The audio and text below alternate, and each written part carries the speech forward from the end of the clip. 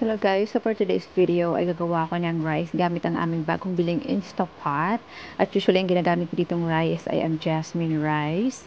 Napag-alaman ko na itong Instapot pala ay napaka-sensitive pagdating sa uri ng rice na gagamitin. So, kailangan i-research mo talaga siya kung anong rice yung gagamitin mo na isasaing mo. Kung hindi magiging successful yung iyong sinaing. So usually ang sinasain ko ay 1.5 cup lang talaga at pagdating sa tubig naman ay ganun din, equal din siya, 1.5 tubig din.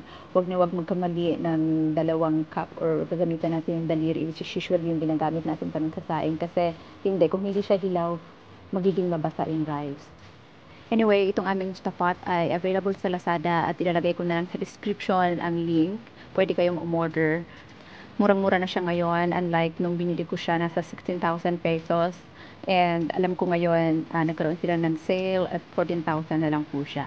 Sulit na sulit ang Instapot guys kasi marami kang pagpipilian. Merong 8-in-1, merong 10-in-1, merong 11-in-1 at itong binili namin ay 11-in-1. At magagamit mo na siya sa kahit anong gusto mong lutuin. Pwede kang mag-bake, pwede kang mag-air fry, pwedeng gamitin pressure cooker, pwede kang mag-steam, pwede kang, anyway, marami pang iba. And kayo na ang bahalang magdesisyon kung alin sa mga nabanggit ko ang gusto nyong bilhin.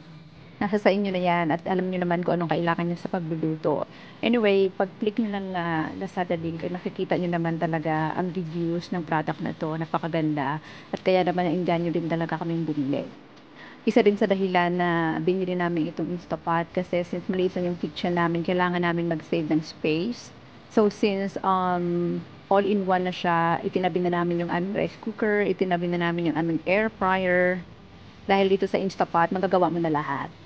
Itong Instapot ay may dalawang lead na binibigay. Meron pang air fry at meron siyang pang pressure cook. Itong ating rice na niluluto ngayon ay gagamitin natin ang pressure cook na lid.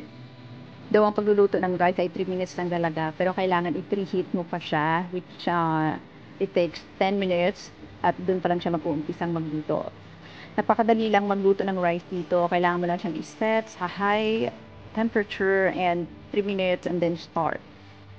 And then wait mo lang siya at automatic naman yan na bababa yung kanyang pressure release. So antayin mo lang, wala ka nang gagawin. At pwede ka nang gumawa ng kahit anong gusto mong gawin habang niluluto yung rice mo. Like minigitimpla ko ng juice. Though katulad din sa rice cooker, inaantay din natin siyang maluto at wala na tayong gagawin. Ang maganda lang sa Instapot,